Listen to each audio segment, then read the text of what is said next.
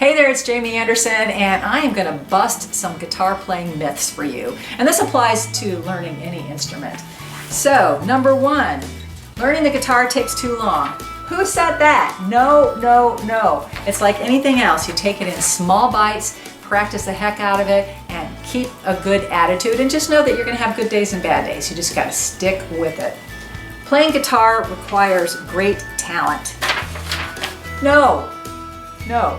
Now, I will agree that there is some part of Hendrix's DNA that makes him a better player than us mere mortals. But anybody who practices and has a good attitude will learn to be a good player.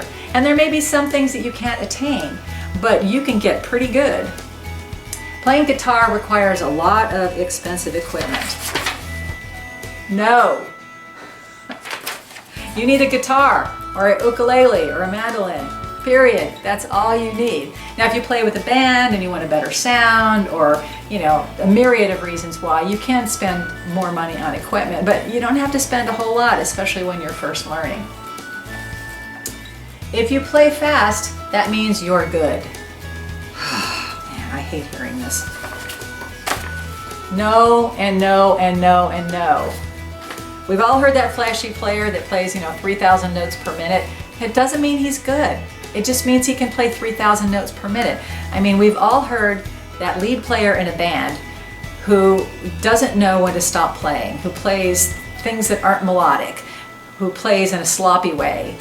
So what you need to do when you're learning to play a song, if you want to, if your goal is to play fast, go for it. But start slow and gradually speed up. That is the key. Ear training is not important. No. I'm saying no a lot, aren't I? It is important to train your ear, but I'll tell you that with most of my students, the more they play, the more their ear is trained. So sometimes my rank beginners will not be able to tell even if the guitar's in tune, but the more they play, they will be able to tell that. Ear training is important in that if you're having trouble singing and playing and you want some additional help, you might want to talk to a voice teacher, or you might want to get some ear training. Ear training is really great. It'll teach you to identify intervals and other important things, but just know that ear training is important. A good guitar must be made in the USA. No. Or maybe I should say this one. You've got to be kidding. I think that's an old myth anyway, that the US of A makes the best stuff. Well, the US makes some pretty good stuff, but I play a Larrivee, and Larrivees were first made in Canada, and so, you might want to try a Canadian guitar. But just know that good guitars, good instruments are made all over the world. There's some great guitars, especially economy guitars, affordable guitars, from Korea and China and all kinds of places. So don't be limited by where a guitar is made. A guitar must be expensive to be good. You've got to be kidding. There are some custom-made guitars that are quite expensive, and if you have the budget and if you will enjoy playing it, then I say go for it. I don't want ever stop somebody from spending a lot of money on an instrument. Go for it. You should be happy. But just know that because you paid $200 for that beater from your friend, then it doesn't mean it's a bad guitar. I mean, I have a guitar I paid $300 for in the 90s, and I still play it. It's a decent guitar. It's not the best guitar I own, but it works well for what I want it for. And actually, it's my beach guitar. So, when I'm going camping and I don't have to really be careful of the guitar, that's the guitar I take. So it still serves a function. Music theory is not important and is boring. Well, maybe. Music theory is good to know, because it helps you communicate with other musicians. It helps you understand how a song is put together, or maybe how to play a song. Having said that, you don't have to know music theory. If you just want to strum a few songs, play with your friends, go to a few local jams, you don't have to know a lot of theory. But a little theory is a good thing to know, and I do teach a little bit of it at my channel, or you might want to consult another channel. I highly recommend David Bennett Piano. He talks a lot about theory in a very accessible way, and don't worry, just because he's mostly a piano player doesn't mean he doesn't know about his guitar and ukulele players. I need to sound perfect. Oh my gosh. Where's my no? No, you do not have to sound perfect. In fact, when you're practicing, if you're not making mistakes, you're doing it wrong. When you're first learning a piece or first learning a riff or whatever, play it slowly. And if you make a mistake, keep going forward in the song or keep going forward with the riff. And then later, go back and practice that one little spot that caused you a problem. And play that over and over again. And always maintain a good attitude. That is so important. I think I've probably mentioned that a few times on my channel. I say that a lot. I am too old to play guitar. No, absolutely no. No, no, no, no. I've taught people as old as in their 80s to learn to play an instrument for the first time. Check out my tips for old farts that I have here on YouTube. I'll put a link underneath here. So if you are older, you might want to consider an instrument that's a little easier on your hands. I suggest a smaller size guitar, maybe a guitar with nylon strings, or consider the ukulele. The ukulele is fairly easy to play, and it doesn't take a whole lot of hand strength to press it down. You might want to check with your doctor before you start with an instrument just to make sure you're not doing any damage. I have a little bit of arthritis in my hands, so I asked my doctor about that, and she said as long as I don't overdo it, it's actually good for my hands. So talk to your doctor and check that out. Another question I get is my son or daughter too young to play the guitar? Well, maybe. For my private lessons, I take children as young as 7, but even then, sometimes they're too young to sit still for a half hour, and they're better at 9 or 10. There is the Suzuki method of teaching, which is not something that I know how to do, that takes kids as young as I think 3, and they teach them by repetition. They don't teach them to read music or anything. And I know some people who've gone through the Suzuki program, and it's really benefited them. So if you have a really young child and you're not sure, look into Suzuki lessons. If not, give your kid a toy instrument and you know, encourage them to play rock star, play live music with them, sing with them. All of that is good until they're old enough to play an instrument. Lead players are the best. No. A lot of people will look at a band and they'll dismiss the rhythm player and they'll look at the lead player who's playing all those hot licks and think, oh, you know, that player is really, really good.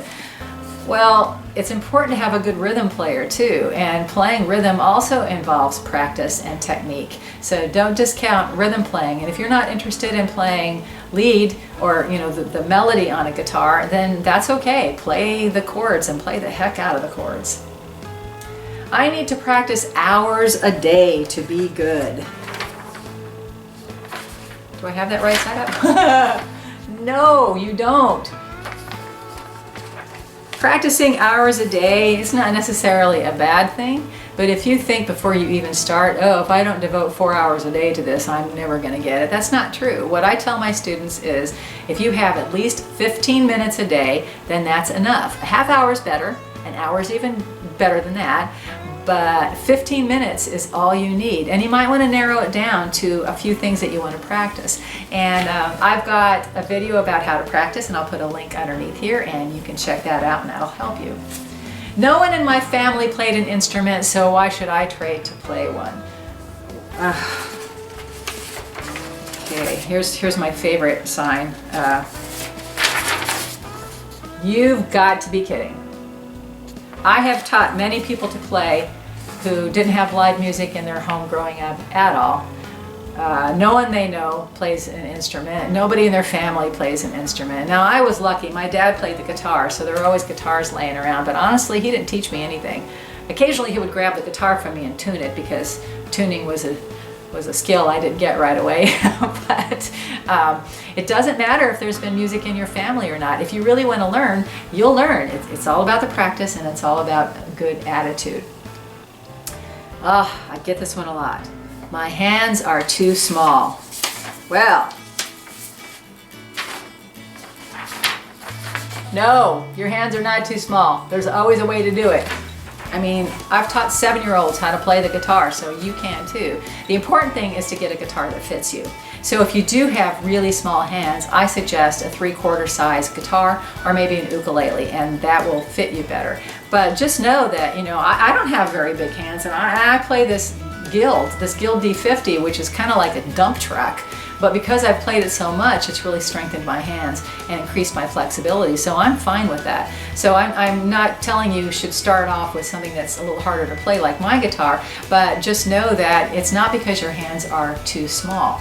I also get, my hands are too big. No, they are not too big. I have taught pretty big men how to play little tiny ukuleles, and they manage it.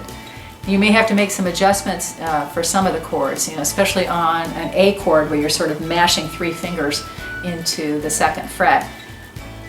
I have some of my students who prefer doing sort of a barre, and that works better for them since they have big hands, or they press down 2 strings with 1 finger.